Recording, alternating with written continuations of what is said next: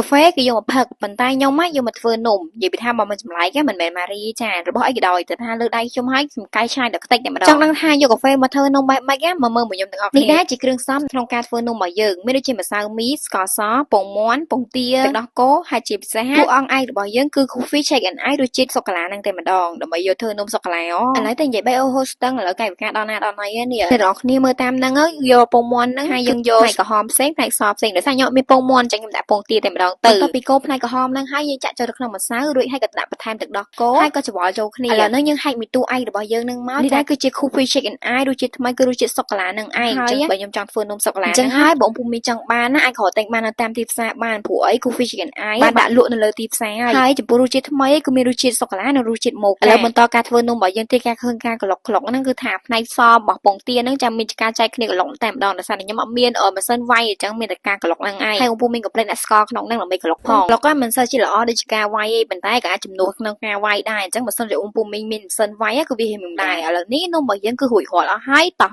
ទៅភ្លុកមកខ្ញុំទាំងអស់គ្នាថារសជាតិវាយ៉ាងណាដែរបើនិយាយឯងគ្រាន់តែមើលទឹកមុខហើយក៏រូបរាងនំរបស់គេគឺថាដឹងតែឆ្ងាញ់ជាតិតែម្ដងចំណាយលុយតិចហើយបានរបស់ញ៉ាំឆ្ងាញ់ទៀតអញ្ចឹងហើយបងពុំមានចាំការទៀតធ្វើតែម្ដងទៅគ្រាន់តែមានតែ Coffee Shake and Ice រសជាតិសូកូឡាហ្នឹងហើយម្សៅឆារួចរាល់ហ្មងធ្វើញ៉ាំហើយបើសួរថារកតែនៅណាបានឥឡូវហ្នឹង Coffee Shake and Ice បានដាក់លក់លើទីផ្សារហើយអញ្ចឹងបងពុំមានអាចរកទិញបាននៅតាមទី